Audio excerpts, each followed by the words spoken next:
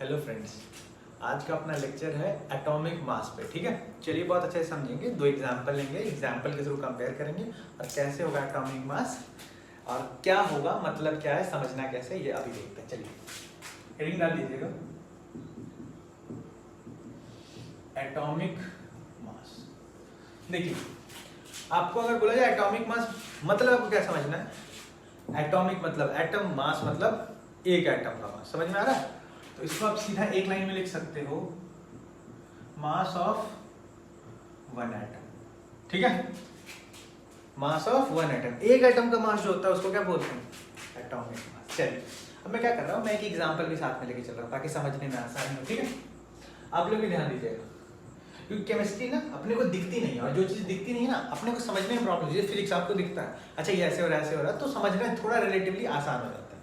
वैसे ही देखो यहाँ पे, अब देखो जरा एक बात बताना मेरे को, अगर मैं ऐसा बोलूं एटॉमिक मास, तो एटम का एक एटम का मास, और अगर मैं ऐसा बोलूं रोहन्स मास, मतलब एक रोहन का मास, मतलब ये तो लॉजिकली क्लियर ही है कि जो मास बताएंगे हम लोग किसका बताएंगे, ये हो जाएगा mass of Rohan, mass of one Rohan नहीं, यहां पर बताना जरूरी है। मास ऑफ एटम अगर मैं लिखता तब भी सही था, लेकिन क्या है कि समझाना कि एक एटम का मास। ठीक है ना, वैसे यहाँ पे मास ऑफ रोहन, आप तो यहाँ लॉजिकली खुद ही समझ रहे हो, मास ऑफ वन रोहन है ना।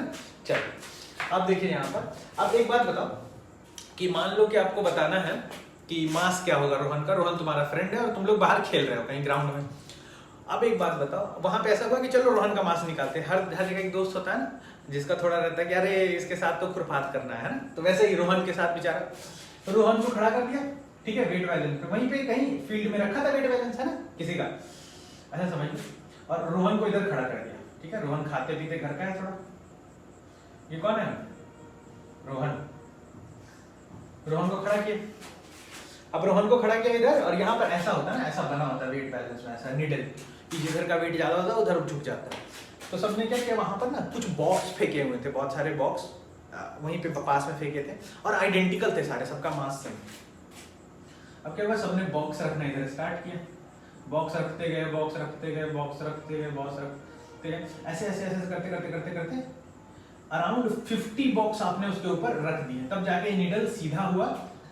तो हम लोग एक बात बोल सकते हैं, बहुत ध्यान से समझिएगा, अगर मैं बोलूं mass of Rohan, mass of Rohan बताओ कितना होगा, तो आप बोलोगे सर क्या ही है, 50 बॉक्स रख के इसका बैलेंस बराबर किया तो 50 बॉक्स के बराबर होगा रोहन का वेट जो भी होगा, या फिर मास, हम लोग तो मास में बात कर रहे हैं ना, तो 50 बॉक्स के बराबर होगा।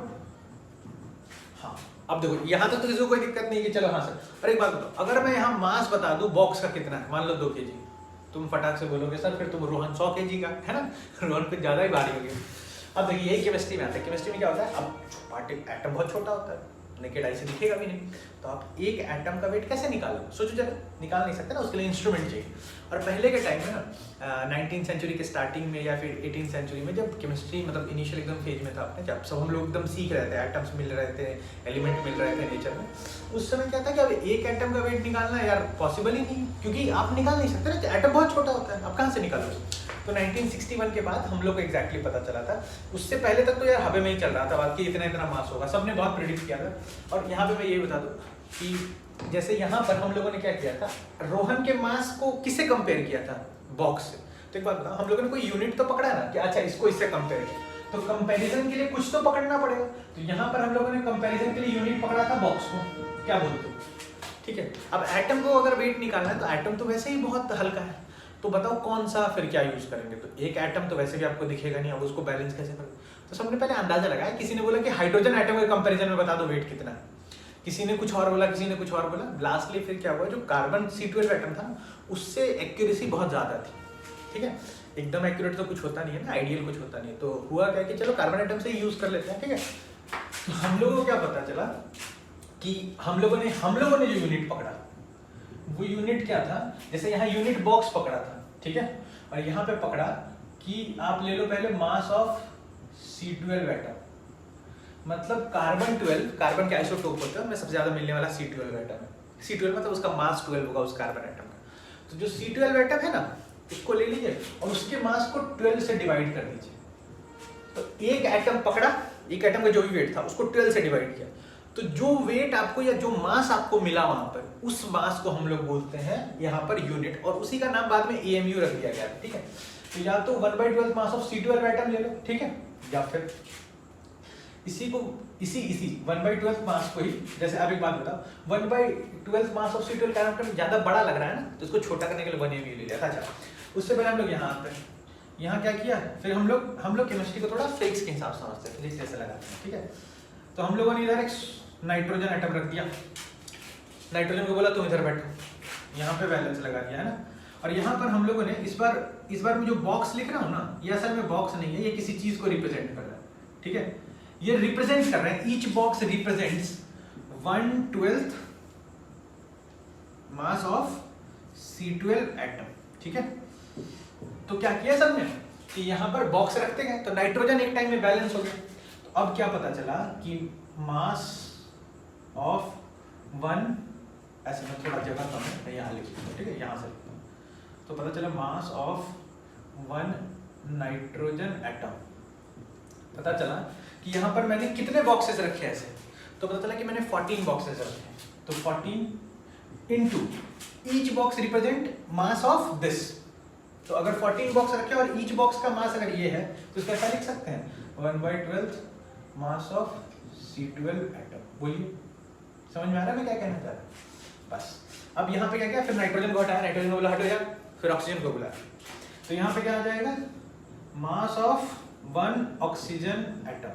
तो पता चला कि वो 16 इंटू दिस के बराबर, मतलब इधर 16 बॉक्सेस रखने पड़ रहे हैं और each box represent 1/12 mass of C12 atom. अब यहाँ देखो फिर क्या किया, mass of 1 sulphur atom check किया, ठीक है। तो अब भाई फिर चेक कर रहे हैं सल्फर, तो सल्फर का आ रहा है 32 इंटू दिस, यही सेम चीज। तो देखो जरा ध्यान से, अब देखो साइंटिस्ट लोग या जो भी हैं, सब लोग क्या करते हैं, शॉर्ट फॉर्म निकालते हैं। जैसे IUPAC का शॉर्ट फॉर्म ही तो है, पूरा पढ़ते हैं, यूनिफाइड ये सब जो पूरा उसका होता है बड़ा सा नाम। या फिर आपने सुना ना, बड़े बड़े चीजों को छोटा कर देते हैं, दिल वाले दुनिया ले जाएंगे, DDLJ, ठीक है ना। तो वैसे ही सब लोगों ने बोला, साइंटिस्ट लोग थोड़ा ज्यादा मूवी देखते थे, ठीक है। तो उन्होंने बोला क्या कि 1/12 मास ऑफ C12 एटम को इतना बड़ा बोलोगे, जैसे किसी ने पूछा कि मास ऑफ 1 नाइट्रोजन एटम, तो 14 into 1/12 mass of C12 atom. अरे सुन के ही लग रहा है क्या हो रहा है। यहाँ पे देखो मास ऑफ 1 ऑक्सीजन एटम, तो वो कितना देगा, 16 into 1/12 mass of C12 atom. मान लो कभी इमरजेंसी में एक आइटम का जरूरत पड़ गया, सामने वाला क्या आइटम लाने, वो बोला रहा है कि ये आइटम है, this item into 1/12 mass of this item इतना चाहिए। सामने वाला जब तक बोलेगा तो गेम हो जाएगा, है ना। तो यहाँ पे क्या हो गया, सबने बोला कि भाई 1/12 मास ऑफ C12 एटम को हटाओ, बहुत बड़ा लग रहा है सुनने में, इसको हटाओ, इसके लिए कुछ छोटा लाओ। तो बाद में सबने बोला कि भाई इसी को ना, इन लोगों ने बोल दिया कि भाई 1 AMU ले लो। AMU का मतलब क्या हो जाएगा, एटॉमिक मास यूनिट। ये एक यूनिट समझ लिया इसको, ठीक है, और बोल दिया एटॉमिक मास यूनिट। तो एटॉमिक मास और यू से यूनिट, ये यूनिट ही तो था, एक यूनिट ही तो बनाया था। तो सबने बोला कि ठीक है भाई फिर चलो, तो सबने बोला फिर लिखो। तो अब क्या हुआ, अब हम लोगों ने लिखना शुरू किया, मास ऑफ 1 नाइट्रोजन एटम। हम लोग क्या लिख सकते हैं, 14, और इसकी जगह AMU। अब देखो थोड़ा बढ़िया लग रहा है। कोई पूछा ऑक्सीजन का, 16 AMU, ठीक है। मास ऑफ 1 ऑक्सीजन एटम 16 AMU। देखो इतना जगह लग रहा था, बाद में और कम हुआ। मास ऑफ 1 सल्फर एटम, वो कितना हो जाएगा, 32 AMU। बोलो बात समझ में आ रही है मैं क्या कह रहा हूँ। तो हुआ क्या कि सबने बोला 1/12 मास ऑफ कार्बन एटम अच्छा नहीं लग रहा है, इसको AMU से रिप्लेस करो। अभी तो व्हाट्सएप का टाइम है ना। मार्केट को भी क्या लिखते हैं सर, MKT लिखते हैं। बताइए, ये मार्केट MKT हो गया।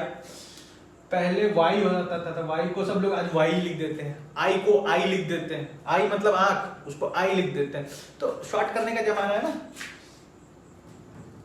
तो यहाँ भी साइंटिस्ट लोगों ने थोड़ा शॉर्ट कर लिया, उनको तो व्हाट्सएप नहीं मिलता ना अपना चलाने के लिए, तो कहीं तो करना है, दिमाग तो लगाना है ना। तो हुआ क्या कि AMU लिख लिया। अब असल में AMU से कंफ्यूज मत होइएगा, AMU is 1/12 mass of C12 atom. एक C12 एटम लिया, उसको 12 से डिवाइड किया, जो मास निकला वही AMU के बराबर है। अब आप पूछोगे सर एक कार्बन का तो मास ही नहीं पता, यहाँ तो एटम का ही तो मास निकाल रहे हो। तो पहले तो इनिशियली नहीं पता था, पहले तो सबने ऐसे ही लगा रखा था AMU बोल के। लेकिन बाद में क्या हुआ कि अपने पास स्पेक्ट्रोस्कोपी है, जिसके थ्रू हम लोग एक एटम का मास प्रिसाइजली पता कर सकते हैं। प्रिसाइजली बोल रहा हूँ, एक्यूरेट एकदम 100% एक्यूरेसी नहीं होती। तो हुआ कि स्पेक्ट्रोस्कोपी के थ्रू सबने पता किया कि मास ऑफ 1 C12 एटम, ठीक है, मास ऑफ 1 C12 एटम कितना आया, तो आ गया 1.99 into 10 to the power -23, ठीक है। एक एटम का मास पता चल गया, ये ग्राम में था, मतलब स्पेक्ट्रोस्कोपी एक मशीन होती है, उसके अंदर डालते हैं तो वो बता देता है कि एक एटम का वेट कितना है, ठीक है। आपको उसके लिए टेंशन नहीं लेना, ये आपको पता ही रहेगा। तो मास ऑफ एक C12 एटम को पता चला, लेकिन 1 AMU किसके बराबर है, 1/12 मास ऑफ C12 एटम। तो आप बोलो ना कि भाई 1 AMU जो है, ऐसे लिख दीजिए कि 1 AMU है 1/12 into mass of C12 atom. C12 atom का भी 1/12 चाहिए, मतलब 1/12 into 1.99 into 10 to the power -23 ग्राम। अब जब लोगों ने इसको डिवाइड गुना भाग किया तो पता चला कि असल में 1 AMU मतलब एक C12 एटम को 12 से डिवाइड कर दो, एक C12 एटम के मास को, तो वो 1 AMU होता है, और 1 AMU का मास था 1.66 इंटू 10 to the power -24 ग्राम, ठीक है। ये जरा ध्यान दीजिएगा। तो ये हो गया यहाँ पर, इसको 12 से डिवाइड कर लो, 12 से डिवाइड करोगे तो क्या हो जाएगा, 24 के ऑर्डर में आ जाएगा। अब यहाँ तक हो गया कि भाई ये 1 AMU हो गया, मतलब कि 1 AMU पता चल गया। अब किसी कोई आपसे पूछे नाइट्रोजन एटम का मास कितना है, तो आप बता दोगे, सीधा ही बता दोगे ना कि मास of 1 nitrogen atom, mass of 1 nitrogen atom पहले क्या था 14 AMU, अभी पता चल गया AMU इतना होता है, तब बोलोगे कि भाई 14 into 1.66 into 10 to the power -24 ग्राम। देखो ग्राम में आप बता पा रहे हो, ग्राम में बता रहे हो तो केजी में ही बता दोगे। वैसे ही मास ऑफ 1 ऑक्सीजन एटम अगर आपसे पूछे तो भी आप बता दोगे 16 इंटू 10। यहीं पे मास ऑफ 1 सल्फर एटम पूछे तो भी बता दोगे आप 32 इंटू 10। तो आप समझ पा रहे हो एटॉमिक मास क्या है, एटॉमिक मास एक एटम का वेट है, ठीक है। अब देखो जैसे यहाँ पर समझना कि 50 बॉक्स था ना आपके पास, जैसे यहाँ पर हम लोगों ने क्या किया, AMU का वेट पता लगा लिया, तो वैसे यहाँ लगा लो। अगर एक बॉक्स का वेट 1.5 kg पता चल जाए तो मास ऑफ रोहन क्या हो जाएगा, बताइए। मास ऑफ रोहन हो जाएगा 50 इंटू 1.5। जैसे देखो अपने को AMU का वेट पता चल गया, AMU पता चल गया, तो हम लोगों ने क्या किया, इसको आप सर्कल कर लीजिएगा। ये वैल्यू अगर याद रहे तो बड़ा बहुत बढ़िया है क्वेश्चन सॉल्व करने में। जैसे कि यहाँ तक आपको पता था AMU के टर्म्स में, AMU का वैल्यू पता चला, आपने डाला पूरा निकल गया। वैसे यहाँ पर बॉक्स का वेट आपको पता चल गया अगर इतना, तो आपसे डायरेक्ट मल्टीप्लाई कर लोगे ना, तो आइए क्या जाएगा 75 kg। इसका मतलब क्या है, रोहन खाते पीते घर का है, और क्या है, समझ पा रहे हो आप लोग।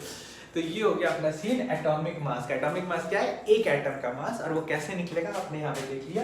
1 AMU की वैल्यू आप याद रख लो तो बहुत बढ़िया है, ठीक है। ये मैं बोलूंगा याद रख लो, ठीक है, क्योंकि Na के साथ इसका रिलेशन होता है तो काम आता है। तो आज का अपना वीडियो यहीं खत्म करते हैं, और ये हो गया आपका एटॉमिक मास का पूरा फंडा। आप इससे चाहो तो कंपेयर करके देख सकते हो, ठीक है। तो नेक्स्ट लेक्चर में और एक छोटे सा टॉपिक के साथ आएंगे। आज का टॉपिक यहीं खत्म करते हैं, चलिए।